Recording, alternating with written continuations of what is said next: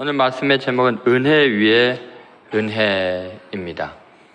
저희가 지금 요한복음 1장을 통해서 이 땅에 오신 메시아가 어떤 분이신가, 최초의 그리스도인이었던 세례 요한의 신앙 고백을 통해서 또 그의 제자들의 믿음의 고백을 통해서 우리가 살펴보고 있습니다.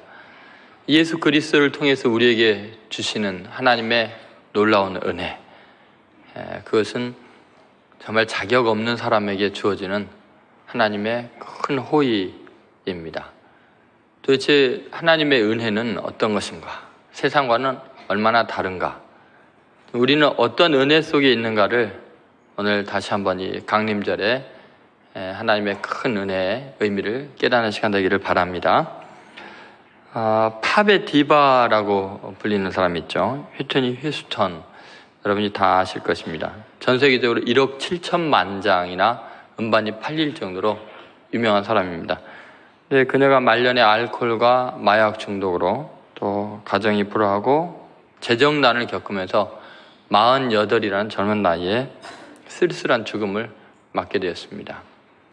미 대륙뿐만 아니라 전 세계에 그렇게 인기가 있었지만 그 모든 것들이 허망하게 끝났습니다. 이탈리아의 작곡가 겸 지휘자였던 사람 중에 피에트로 마스카니라는 사람이 있습니다. 이 사람이 음악 교사였는데 이 까발레리아 로스티카나라는 오페라를 작곡하면서 27살의 나이에 세계적인 유명세를 떨치게 됩니다. 오페라 역사에 아주 획을 긋는 그런 인물이 되죠. 저희 문학 예배에서도 이 곡을 보여준 적이 있습니다. 근데 이분이 2차 세계대전 후에 무솔리니에게 협력했다는 이유로 전 재산을 몰수당하게 됩니다. 그리고 로마의 한 호텔에서 81세의 나이로 쓸쓸하게 죽음을 맞게 되죠. 또 중국에 저우융캉이라는 사람이 있습니다. 이 사람은 사법공황의 황제 또는 석유의 황제로 불리는 인물입니다. 중화민국 최고 지도부의 일원인 이 사람은 정치국 상임위원으로 있었습니다. 근데 부정축제로 모은 재산이 16조 원에 달했습니다. 결국은 이 사람이 직권남용, 국가기밀 고의 누설, 뇌물수수 혐의 여러 가지로 해서 올 6월에 중국 지도부가 이 상무위원은 처벌하지 않는다는 전례를 깨고 무기징역을 선고했습니다. 여러분, 세상이 우리에게 주는 것, 처음은 굉장히 화려하고 부유하고 자랑스럽고 영화로운 것 같지만 세상이 주는 것은 결과가 허무하기 짝이 없습니다. 씁쓸합니다. 결국은 절망이 가득한 어두움, 그것이 인생의 결국이 됩니다. 세상이 주는 것은 처음에는 굉장히 은혜가 넘치는 것 같은데 그 은혜가 은혜로 끝나질 않습니다.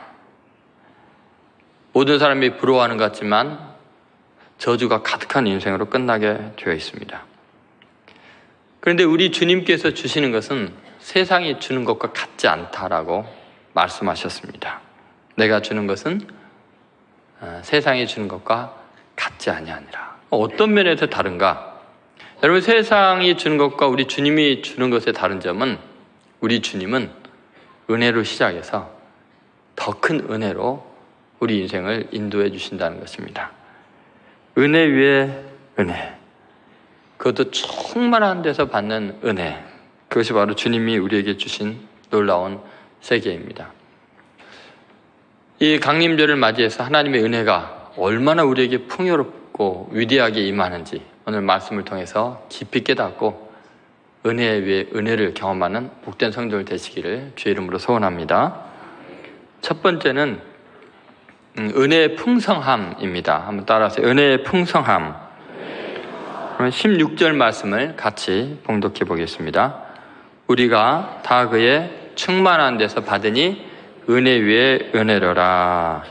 이 은혜 위에 은혜, 왠지 좀 흘러 넘치는 느낌이 나죠. 은혜 위에 은혜로라. 은혜가 얼마나 풍성한가, 그것을 표현한 내용입니다. 우리가 받는 은혜는 하나님께서 억지로 쥐어 짜내서 마지못해서 주는 그런 것이 아닙니다. 하나님의 은혜가 우리의 삶 가운데는 흘러 넘치는 그런 특징이 있습니다. 이미 우리가 은혜 가운데서 살고 있죠. 내 생명, 하나님의 은혜로 주어진 겁니다. 하나님의 은혜가 아니면 우리의 생명이라는 게 순식간에 끝나버립니다. 예를 들어서 어제 제가 한 우리나라 유명한 목사님이 이야기하는 소리를 잠깐 듣게 되었는데요. 그분이 갑자기 혈관이 막혀서 쓰러지는 바람에 뇌졸중이 오게 되었는데 정말 기적같이 어떻게 빨리 병원으로 가가지고 치유가 됐습니다. 그분이 너무 놀래가지고 그 건강하던 몸이 일어나고서 그 혈관에 대해서 연구를 하고서는 너무 깜짝 놀랐다래요. 인간의 몸에 있는 혈관의 길이가 12만 킬로미터랍니다.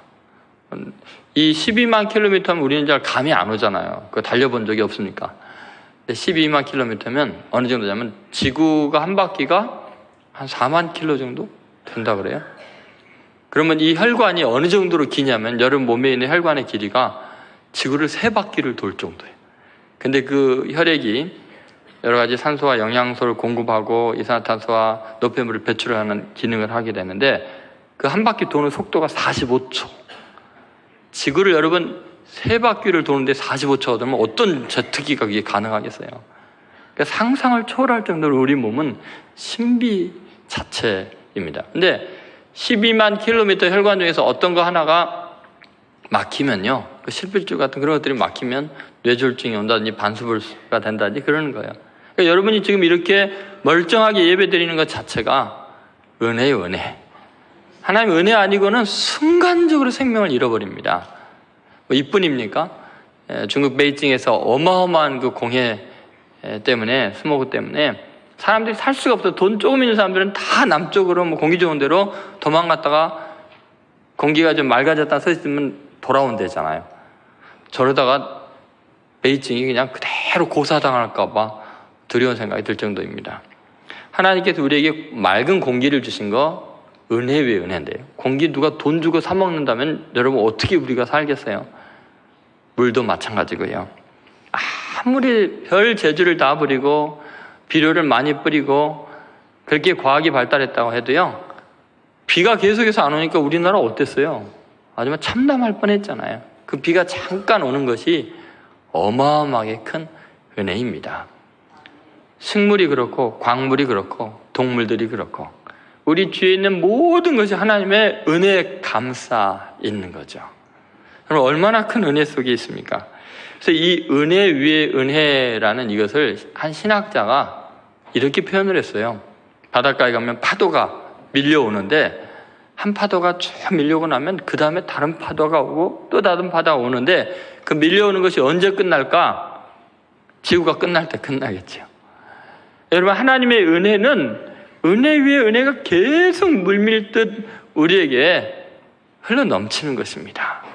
끝없는, 계속해서 확대되는 지속적인 은혜. 그것이 은혜 위에 은혜라는 표현이라는 거죠. 여러분, 도대체 이 하나님의 은혜가 이렇게 충만하다는 것이 우리에게는 어떤 의미가 있을까요?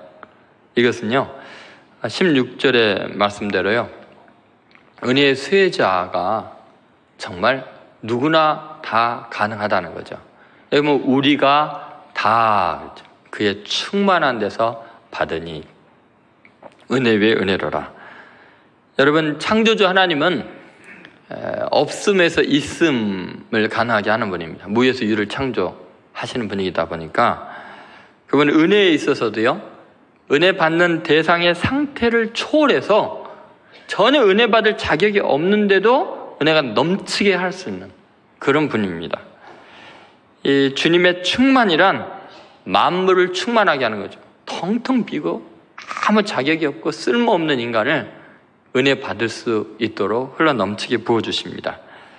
전혀 사랑받을 자격이 없는 죄인을 사랑할 수 있을 만큼 충만한 거예요. 용서받을 가능성이 없는 인간을 용서할 수 있을 만큼 풍성합니다. 참을 수 없는 지경에서도 하나님은 참을 수 있을 만큼 풍성한 은혜를 우리에게 베풀어 주십니다.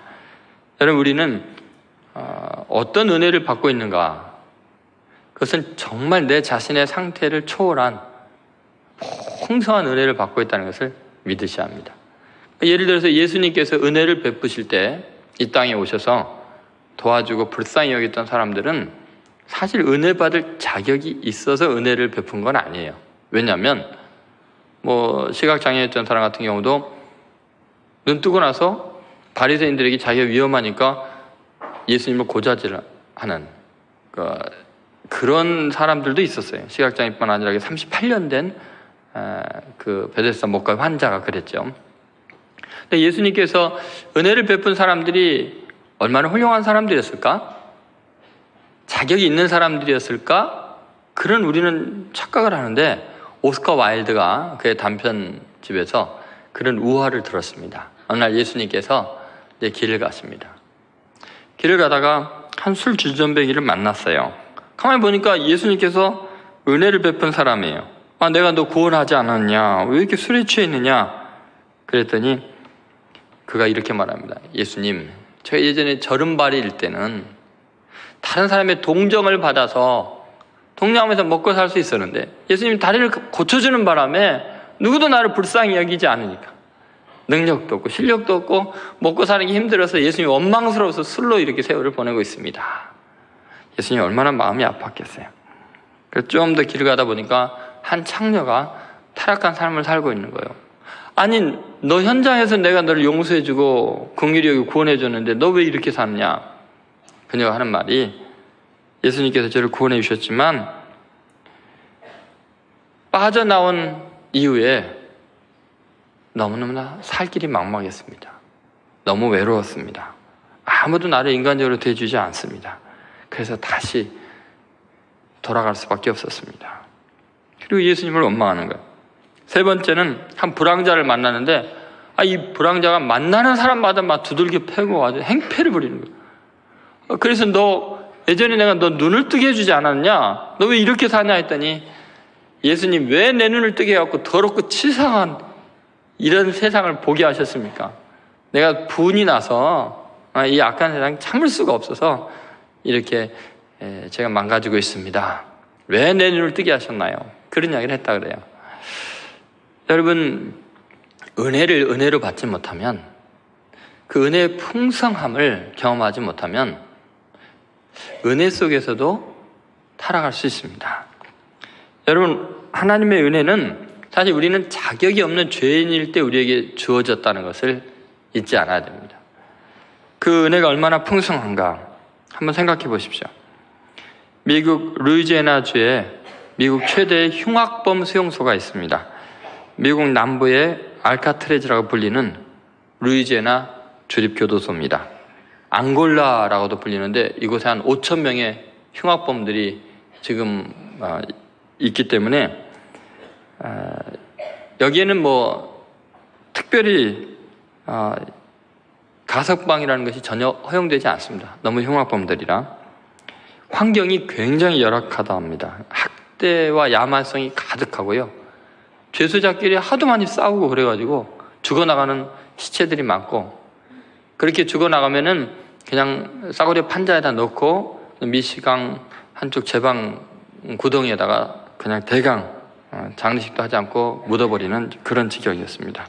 그래서 미국판 바스티유 감옥이다라는 별명이 붙어있는 곳이 루이지애나 주립교도소입니다. 그런데 이 교도소에 변화가 일어났습니다. 95년에 부임한 벌 카인이라는 교도소장이 오게 됩니다. 이 사람은 농부였지만 아주 신실한 크리스찬이었습니다. 그러니까 전임자가 가면서 아마 당신 5년도 못 돼서 도망갈 거예요. 이렇게 이야기를 했어요. 그 말 개의치 않고 부임한 첫날 식사 시간에 죄수들과 함께 위험한데 식사를 하는 거예요. 그리고 모든 교도 직원들에게 반말하지 말고 욕하지 말고 일체 폭력을 금한다고 했습니다. 그리고서 그곳에 굉장히 중요한 일들을 시작합니다. 취미생활과 직업교육을 시작하게 되죠. 그들에게 굉장히 감동이 되었던 건 뭐냐면 죄수가 죽었을 때 아주 성대하게 장례식을 치러준 거에 모든 죄수들이 감명을 하기 시작했습니다. 이후에 앙골라 감독은 몰라보게 변화되는데 그로부터 10년 동안 1000여 명의 재소자들이 교도소 내에서 예술가로 변하고요. 그 다음에 신문 편집인이 되고 가수로 재활하게 되고요. 그리고 나중에는 이곳에 샤워실, 복싱 연기를 할 수 있는 링, 배구 매트까지 다 설치가 됩니다. 교도소 내에서 이 경기장에서 매년 로데오 경기가 열리고 예술작품 전시회가 있으면은 인근 주민들이 그 어마어마한 축제를 보기 위해서, 그 아름다운 예술품 보기 위해서 다 몰려들 정도로 변화되었습니다. 어둠과 저주가 지배했던 이 교도소가 재활의 기운과 평안이 숨쉬는 장소로 탈바꿈했다고 미국 언론들이 극찬을 하고 전 세계 교도소들이 지금 모델로 삼고 벤치마킹을 하고 있습니다. 저는 이 이야기를 읽으면서 예수 그리스도가 이 땅에서 우리의 은혜 베푸신 것이 마치 죄인들이 가득한 흉악범 같은 우리들에게 이런 은혜를 베풀어 주시지 않았나 하는 생각이 듭니다. 여러분, 우리는 은혜 받을 자격이 없는 이미 죄인으로 낙인 찍힌 사람들입니다. 그런데 우리들에게 예수님이 대우해 주실 때는 하나님의 자녀의 권세를 주시고 그 모든 죄를 씻어주시고 우리를 가장 위대한 삶으로 인도하기 위해서 그분은 대신 고난을 당하시고 죽임을 당하셨습니다. 그래서 오늘 본문에 우리가 다 그의 충만한 데서 받으니 이렇게 나왔을 때 우리가 다라는 것은 예외가 없는 충만함이에요. 여러분, 은혜의 대상에 있어서 모든 사람이 다 수혜자가 될 수 있습니다. 예를 들면 구약 시대 보면 호세아의 부인은 고멜이라는 여자였고 그 여자는 심히 타락한 여자였습니다. 그 가장 거룩한 선지자와 살면서 온갖 더러운 짓을 했고 도망가서 자기 몸을 팔고 그 다음에 노예로 팔려가면 하나님께서 다시 고멜 네 아내를 사랑하라고 다시 데려가서 몸값을 주고 다시 사다 놓으면 또 발정난 개처럼 소처럼 도망갑니다. 그러면 또 가서 구해오고 아무리 추하고 더러워도 포기하지 않았습니다. 현장에서 가늠하다 잡힌 여인도 예수님은 긍휼히 여기시고 그녀에게 새로운 인생을 허락하셨고요. 그 옛날에 이스라엘 땅에서 가장 흉악한 매국노로 소문이 나 있던 삭개오라는 그 세리장도 예수님은 구원해 주시고 그의 집에 유해 주셨습니다. 여러분, 이 복음의 놀라운 은혜라는 건 뭐냐면 그 풍성함입니다. 대상에 제한이 없습니다. 누구든지 그리스도 안에 있으면 새로운 피조물이라. 여러분, 은혜 받을 수 있는 자격이 있는 게 아니고 은혜는 자격 없는 사람에게 베풀어지는 풍성한 것입니다. 그러므로 오늘 이 자리에 앉아있는 여러분 자신이 나 정도가 되면, 나 같은 위선자면, 나 같은 죄인이면 하나님이 은혜를 안 주실 거야 이런 생각하지 마세요. 그분의 은혜는 풍성하기 때문에 무에서 유를 창조한 은혜이기 때문에 모든 사람을 완벽하게 은혜 가운데로 인도하실 줄로 믿습니다. 두 번째, 은혜의 연속성입니다. 이 은혜 위에 은혜로라 이런 말은 은혜 속에 또 다른 은혜가 연속해서 펼쳐지고 있다는 말입니다. 은혜 위에, 지금 삶도 은혜이지만 지금 일어나고 있는 어떤 사건이 모든 것들이 또 다른 은혜가 덧씌워진 거다. 온통 은혜에 감싸 있다는 것입니다. 이것이 하나님께서 우리에게 주시는 은혜의 특징입니다. 남미 오지였던 선교사 한 분이 동네 부유한 가정을 신방했습니다. 그런데 한 그 여인이 아기를 안고 있는데 그 아이가 중병으로 죽어가고 있었습니다. 아이를 위해 기도해달라는 거예요. 그리고 만약에 이 아이가 나으면 이 귀한 보석을 드리겠습니다 하고 거의 갑오와 같은 보석을 보여주는 거예요. 이 아이만 살려주십시오. 선교사님이 간절히 기도했습니다. 그리고 며칠이 지났습니다. 그 여인이 보석을 가지고 왔어요. 선교사님이 깜짝 놀라면서 아이가 다 나았나요? 그랬더니 아니요, 죽었습니다. 근데 왜 보석을 갖고 오셨습니까? 선교사님이 오셔서 복음을 전하고 말씀을 전하고 기도한 이후에 이 아이의 병은 비록 낫지 않았지만 이 아이가 예수님의 사랑을 경험하고 예수님을 구주로 영접하고 이 아이가 영생을 얻었습니다. 그래서 병이 나은 것보다 더 중요한 하나님의 자녀가 되는 영생의 복을 주셨기 때문에 너무 감사해서 이 예물을 가지고 왔습니다. 여러분, 오늘 본문의 이 은혜 위에 은혜라는 말은 내가 생각하는 것보다 또 다른 차원의 은혜가 내 비극 속에 여전히 은혜로 이루어지고 있다는 거예요. 내가 이해할 수 없는 세계 속에서 은혜 위에 또 다른 은혜가 진행되고 있다는 것을 믿으라는 것입니다. 물론 이 말은 이런 차원에서도 진행이 됩니다. 은혜 위에 은혜라는 말은 해석을 다시 본문을 한다면 은혜 대신에 은혜 이런 표현도 됩니다. 그래서 오늘 그 말씀을 잘 보시면요, 17절을 보시면 같이 한번 읽어보겠습니다. 율법은 모세로 말미암아 주어진 것이요 은혜와 진리는 예수 그리스도로 말미암아 온 것이라. 여기 보면은 율법은 모세로 말미암아 주신 것, 이것도 은혜죠. 하나님이 주신 것이니까 은혜예요. 근데 여러분, 은혜 대신에 은혜할 때 이 앞에 은혜는 율법일 수 있습니다. 모세를 통해 하나님의 진리의 말씀, 이 율법을 주지 않았으면 인간은 자기가 행하는 악이 악인 줄을 모르고 죄가 죄인 줄을 모르고 계속해서 잔혹한 일들을 행하면서 서로 해를 끼칠 수가 있습니다. 이 땅 사는 것 자체가 지옥같이 변할 수 있습니다. 근데 분명한 율법과 말씀을 주심으로 우리가 얼마나 지금 잘못하고 있는지 회개할 기회를 주고 우리 자신을 바라보게 하고 또 약하고 힘없는 사람들을 이 율법이 보호하고 죄인들을 정죄해서 회개할 수 있는 기회를 주는 놀라운 은혜이죠. 만약에 이 율법이 없었으면 우리는 짐승이나 다를 바 없이 살 뻔했습니다. 그래서 하나님이 은혜로 주신 것이 모세의 율법이었습니다. 근데 보니까 인간이 도저히 죄는 깨달으면서도 죄가 죄인 줄 알면서도 그 죄를 해결할 수 없는 거예요. 죄를 이길 능력도 없는 거예요. 그래서 또 다른 은혜를 주신 것이 예수 그리스도를 말미암아 주신 은혜와 진리의 은혜입니다. 예수님이 우리의 죄의 희생의 제물로 십자가에 피 흘려 죽으심으로 우리의 죄를 완전히 대속해주고 새 사람으로 만들어줄 뿐만 아니라 세례요한이 말한 것처럼 성령으로 세례를 부어주는, 그래서 성령의 능력으로 죄를 이길 수 있는 은혜, 그 예수님이 우리에게 주시는 놀라운 은혜이죠. 이것이 모세의 율법이라는 은혜 대신에 또 다른 은혜를 우리에게 주신 것입니다. 이렇게 예수님은 우리에게 하나님의 은혜에 아주 중요한 증거가 되시는 분입니다. 은혜 위에 은혜, 은혜 대신에 더 큰 은혜를 주시는 분. 그러면 이 예수님으로 말미암는 은혜 위에 은혜, 은혜가 충만하다는 건 뭐냐면 이런 겁니다. 결국은 우리의 삶에 일어나는 모든 일들은 예수 그리스도의 은혜의 축복일 수밖에 없다는 거예요.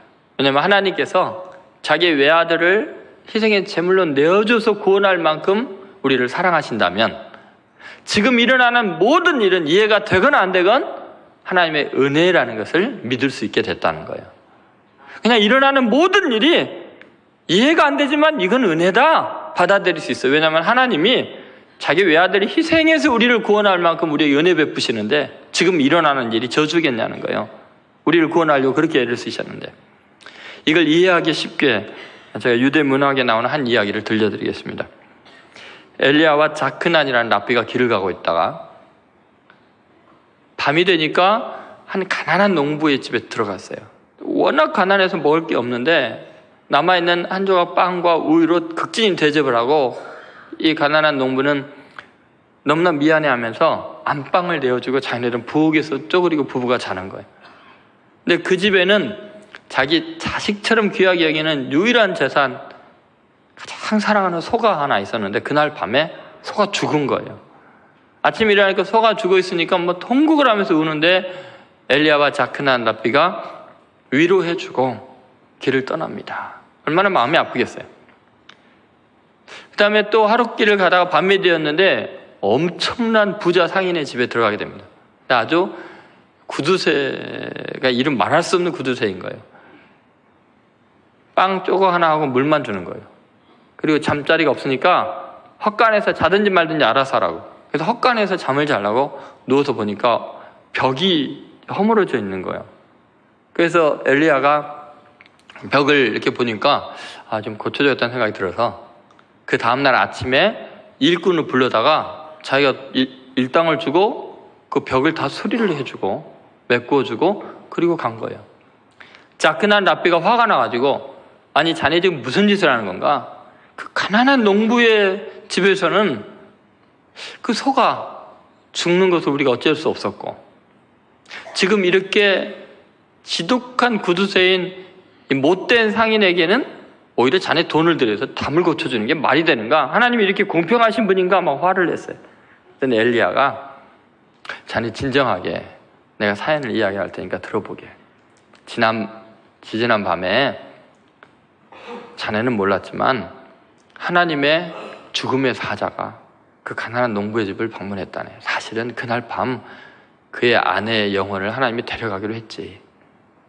그런데 그 선한 모습을 보고서 죽음의 사자가 감동해서 아내 생명 대신 그 집 소를 데려간 거야.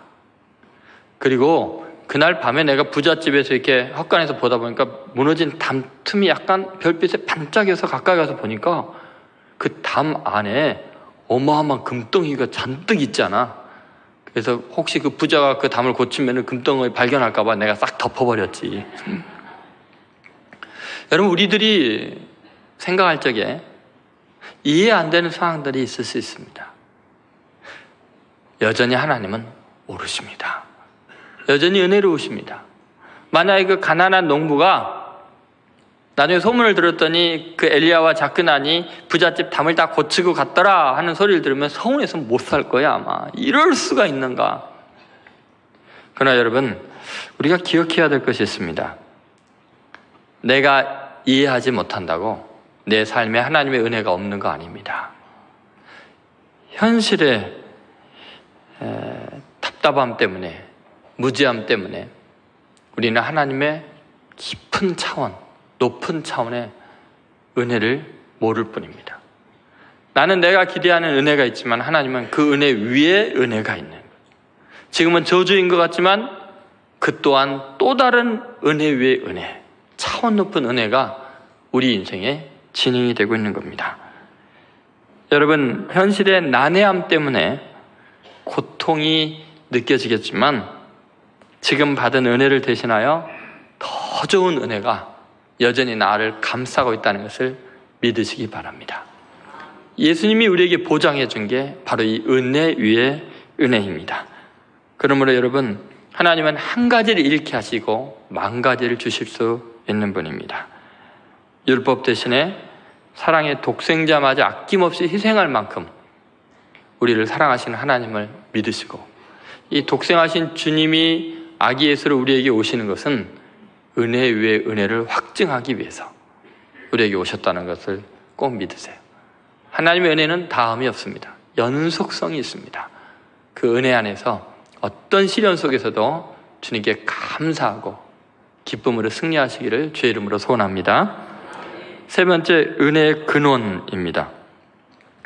17절에 보시면 은혜의 출처, 은혜의 근원은 오직 예수 그리스도인 걸 알 수 있죠. 17절, 18절 같이 읽겠습니다. 율법은 모세로 말미암아 주어진 것이요 은혜와 진리는 예수 그리스도로 말미암아 온 것이라. 본래 하나님을 본 사람이 없으되 아버지 품속에 있는 독생하신 하나님이 나타내셨느니라.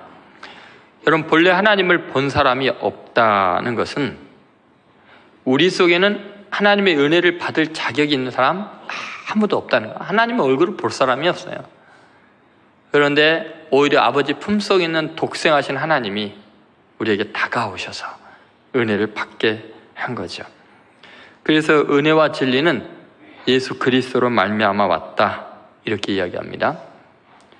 여러분, 우리가 이제 은혜를 받고 은혜 가운데 살다 보면 착각하는 게 뭐냐면, 처음에는 전적인 은혜라고 생각하지만 나중엔 은혜가 교만의 재료가 됩니다.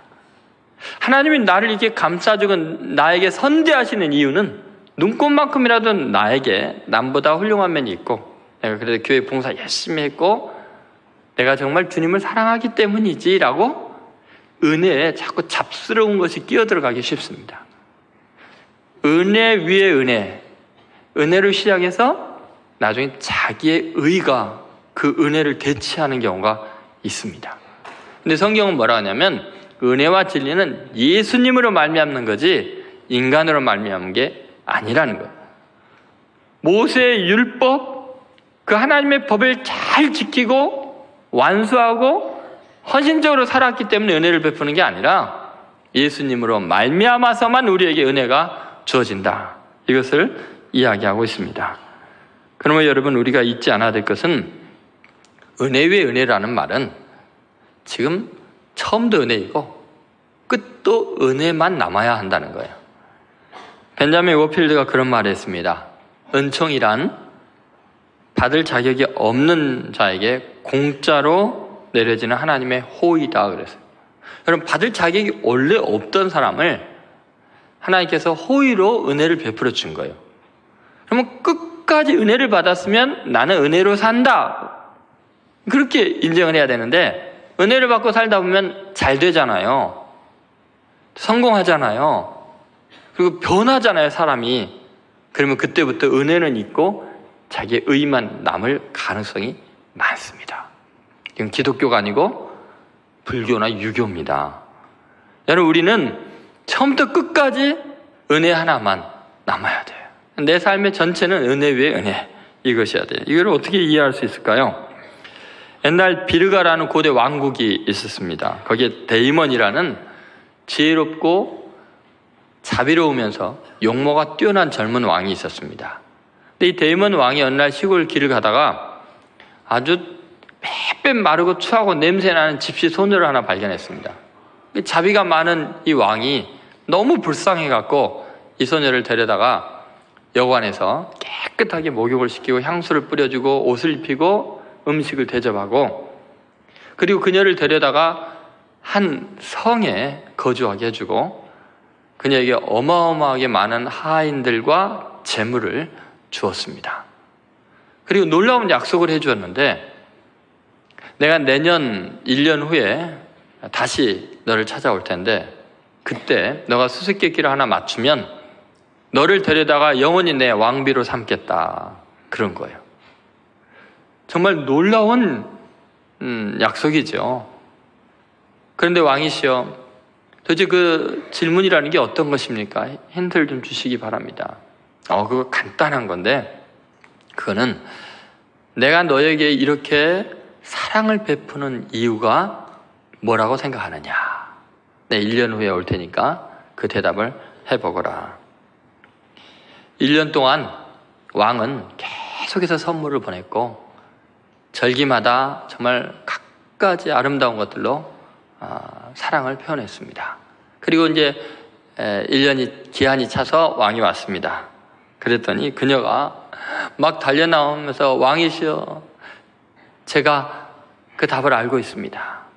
1년 동안 얼마나 잘 먹었는지 아주 얼굴이 빛이 나고 이제 아주 모습이 아름답고 굉장히 우아한 모습으로 바뀌어 있었던 거죠. 그녀가 이런 말합니다. 폐하, 왜 저를 사랑하시냐고요? 그것은 제가 젊고 예쁘기 때문이지요. 왕이 슬픈 미소를 지었습니다. 그러면서 그건 정답이 아니야. 내년에 내가 다시 오겠다. 아마 그때까지는 더 나은 생각이 떠오를 테지. 그리고 왕이 1년 동안 또 많은 선물을 보냈습니다. 그리고 지혜로운 스승을 보내서 좀 깨닫게 해주려고 훌륭한 스승을 보냈습니다. 두 번째가 끝나갈 때 왕이 다시 찾아왔습니다. 폐하, 저를 사랑하시는 건 제가 영리하고 재치가 있고 지혜롭기 때문이지요. 왕은 정답이 아니라면서 그리고 힌트를 줬습니다. 그대에 대한 나의 사랑은 그대 육체적 아름다움이나 지적 재능과는 아무 상관이 없다네. 다른 각도에서 생각 좀 해보게. 그리고 왕이 떠났습니다. 그 다음에 그녀는 오랜 숙고 끝에 정답이라고 생각되는 결론을 도달했는데 폐하께서는 제가 폐하의 모든 선물에 대해서 진정으로 감사하기 때문에 저를 사랑하시는 거죠. 왕이 실망해서 떠났습니다. 4년째 이 소녀가 화가 났습니다. 엉터리 수수께끼 내가지고 대답을 찾을 수 없게 하시니까 왕 안 만나겠다가 왕이 왔다가 돌아갔습니다. 안 만나줘서. 5째 해 데이먼 왕이 돌아올 때 그녀는 자기의 잘못을 1년 동안 뉘우치고 있었어요. 왕과의 만남을 준비하고 이렇게 말했습니다. 폐하께서는 제가 지난번 배은 망덕을 깊이 뉘우치고 있기 때문에 저를 사랑하시는 거죠? 정답이 아니었습니다. 다음에 그녀는 왕 발 앞에 엎드려서 이야기합니다. 폐하께서 저를 사랑하시면 제가 당신 앞에 몹시 겸손해져 있기 때문이지요. 왕이 실망해서 돌아갔습니다. 7째 만남에서 그녀는 자신이 새롭게 깨달은 바를 이제 진짜 이야기합니다. 폐하께서 저를 사랑하시는 것은 저의 덕성이 부족하다는 사실을 인정하는 이 솔직함 때문이지요. 왕은 지친 미소를 지으면서 말했어요. 아니야. 나의 큰 사랑의 동기에 관해 그대는 아직도 캄캄한 어둠 속에 있구려. 다시 떠나려는 왕의 발을 붙잡고 그녀가 애원합니다. 제발 폐하, 또 한 해 동안 오랜 세월 기다리게 하지 마시고 떠나기 전에 이번에는 실마리 하나라도 주십시오. 자비로운 왕이기 때문에 그녀에게 힌트를 줍니다. 그대의 대답들은 죄다 똑같은 낱말, 즉 저라는 낱말로 시작하지 저라는 말이 잘못된 거야. 다른 말을 찾아봐라. 완전히 다른 방향에서 찾아야 해. 그러면 곧 내 질문의 정답을 찾게 될 거다. 아무도 생각하지 못한 그녀는 왕이 간 뒤에 고민이 됐어요. 왕이 돌아오기 이제 바로 전날 밤이 됐는데 밤새껏 고민해도 해답을 찾을 수가 없습니다. 그래서 그날 밤을 새우면서 처음 왕을 만날 때 자신의 모습을 떠올려 봤습니다. 마침내 그녀의 머리에 가슴에 해답이 떠올랐습니다. 다음날 아침에 왕을 맞이할 때 그녀는 이런 말을 했습니다. 선하신 데이먼 왕이시여, 당신은 항상 한 가지 이유로, 그리고 그 단 한 가지 이유만으로 저를 사랑하셨어요. 당신은 선하신 왕이시기 때문이죠. 오 왕이시여, 당신의 크나큰 자비만이 제게 일어난 모든 것에 대한 유일한 설명입니다. 선한 왕 데이먼은 즉시로 그녀를 안고 왕궁으로 가서 왕비로 맞이했어요. 여러분, 이 이야기가 우리의 신앙의 여정을 이야기하는 것 같습니다. 처음에 절망 가운데 자신의 죄 때문에 바싹바싹 영혼이 말라가는 저주받은 삶을 하나님이 불쌍히 여기서 독생자 보배로운 피로 씻어주시고 교회에서 양육받게 해주고 하나님의 말씀으로 많은 것을 가르쳐주고, 그런데 신앙이라는 것이요 참 묘합니다. 은혜 받고 나서 하나님이 도와주시고 부유하게 하시고 아름답게 하시면서 인간은 그것이 자기의 아름다움, 지성, 겸손함, 솔직함, 그리고 자기의 충성 때문이라고 생각을 합니다. 은혜가 자기 의로 변질이 됩니다. 주님께서 우리를 언제 맞이하실 건가? 어느 때는 하나님 나라의 주인공으로 우리를 데려갈 것인가? 언제 주님이 재림하실 것인가? 처음부터 끝까지 은혜의 근원은 하나님이라고, 예수 그리스도로 말미암은 것이라고. 은혜 위에 은혜라는 것은 나의 의는 하나도 없고 처음도 끝도 오직 하나님의 자비하심, 주님의 긍휼 때문이라고. 은혜는 처음부터 끝까지 은혜여야 합니다. 신앙을 은혜로 시작했다가 자기 교만으로 끝내는 것이 우리들의 모습이기 때문에 많은 아픔들이 교회 안에 있고 사회에 본이 되지 않습니다. 마리아가 예수님을 자기 몸에 모시고 예수님을 이 땅에 태어나게 할 때 그 모습을 보면 자신을 미천한 계집종이라고 이야기합니다. 오직 말씀대로 내게 이루어지이다. 하나님이 나에게 은혜를 베푸시고 말씀하신 대로 이루어질 뿐이지 자기가 인격이 훌륭해서가 아닙니다. 자기 노력을 해서 예수님 어머니가 된 것도 아닙니다. 오직 은혜였기 때문에 주님 말씀대로 이루어지기를 원합니다. 여러분, 주님께서 오늘 은혜 위에 은혜라는 이런 메시지를 통해서 여러분이 하고 싶은 말씀이 뭘까요? 너가 기독교인이라는 표시가 뭐냐? 처음부터 은혜로 구원받았다면, 아니 너 생각 속에 너의 삶 전체가 은혜로 충만하다면 너의 인격이 은혜화돼야 되지 않냐는. 여러분, 예수 믿는다는 게 뭐냐? 은혜를 증거하는 게 오직 은혜. 오늘 성수절입니다. 오직 말씀, 오직 하나님의 영광이. 그러면 여러분, 우리는요 인격이 은혜화되어야 신앙 고백 제대로 하는 거예요. 누군가 여러분을 볼 때, 야, 정확한 사람이다, 헌신된 사람이다, 부유한 사람이다, 그런 거는 기독교인의 표지가 아니야. 아까 그 손이랑 똑같은 거예요. 그거는 누가 봐도 여러분은 정말 은혜가 가득한 사람이다. 저 사람 보는 은혜밖에는, 하나님 은혜밖에는 생각이 안 난다. 그게 정상이에요. 은혜 위에 은혜가 가득한 사람. 성품 자체가 은혜화되는 거. 그것이 예수님을 닮은 거고, 예수님이 우리를 구원하신 이유이고, 주님 앞에 갈 자격이 되는 거예요. 오직 은혜밖에 없습니다. 그것이 주님이 오래도록 기다리고 참는 이유입니다. 이 대강절에 여러분 안에 주의 은혜가 임하기를 원합니다. 은혜가 충만해지기를 원합니다. 한번 옆 사람에게 인사하세요. 은혜가 충만하십니다. 은혜로우신 분입니다. 여러분, 믿는 사람이 이렇게 이야기하는 건 말고요, 옆집 사람이 여러분에게 이렇게 이야기해야 돼요. 예배 시간 말고요, 부부싸움 할 때 부인이 그 이야기 해야 돼요.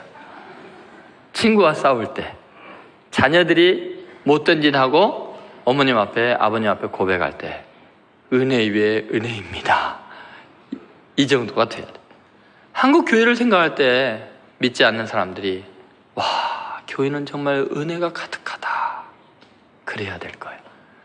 여러분, 우리 신촌교회가 이 신촌 지역뿐만 아니라 전 세계를 향해서 은혜 위에 은혜가 충만하도록 오직 그리스도의 사랑과 은혜만을 증거하는 교회 되기를 주의 이름으로 축원드립니다.